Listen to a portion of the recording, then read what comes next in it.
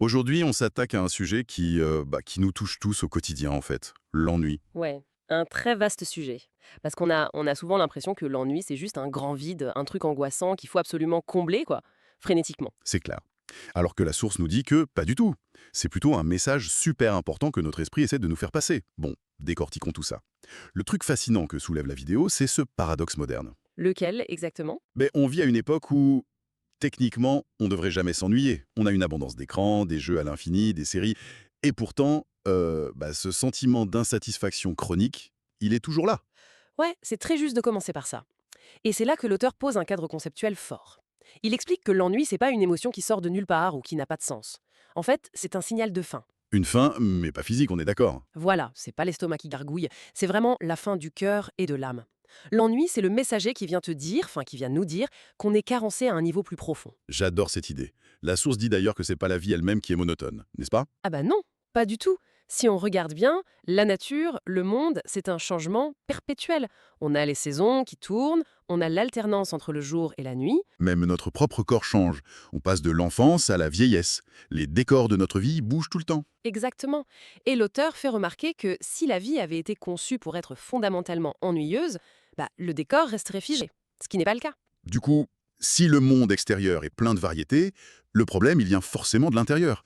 Ça me fait penser à une métaphore. Imagine, on roule sur l'autoroute, tout va bien, Ouais, je visualise. et d'un coup, t'as le voyant rouge, tu sais, le voyant de manque d'huile qui s'allume sur le tableau de bord.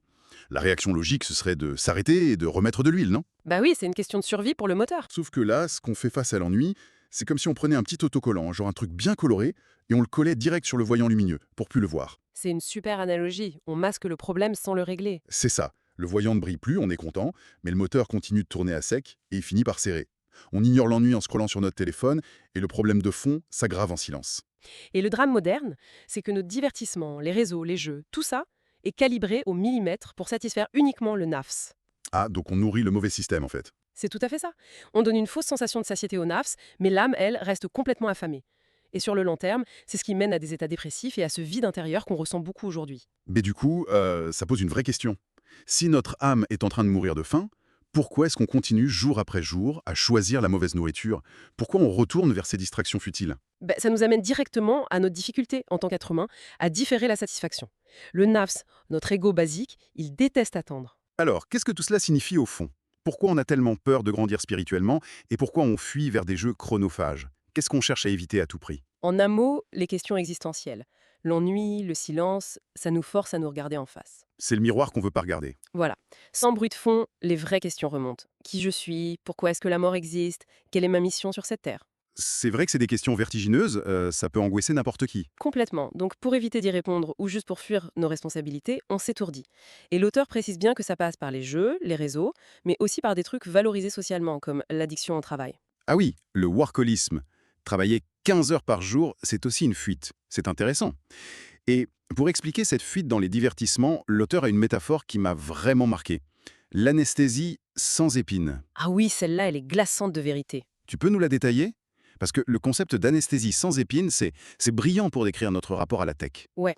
L'idée de base, c'est que si tu touches une plante avec des épines, genre un rosier sauvage, la douleur physique est instantanée. Et cette douleur, c'est un mécanisme de protection. Elle t'empêche de recommencer et de te détruire la main. C'est le signal d'alarme naturel. La douleur est utile. Exactement. Mais les divertissements modernes, c'est pire qu'une ronce, parce qu'ils causent des dommages réels, comme la perte de notre temps de vie, l'isolement social, l'épuisement mental. Et pourtant, on ressent pas la douleur sur le moment. C'est ça l'anesthésie. La technologie t'injecte une dose de dopamine, un anesthésiant puissant, pendant qu'elle te vole ton temps. Tu ressens pas la douleur de la perte. On saigne notre temps sans rien sentir. C'est fou. Si l'on relie cela à la vue d'ensemble, la solution ultime évoquée, c'est vraiment le spirituel. La méditation, ce qu'on appelle le tafakour, et le souvenir, le vikrin. Le rappel de soi, de la création, du divin. Exactement. Ces pratiques permettent d'éveiller le cœur.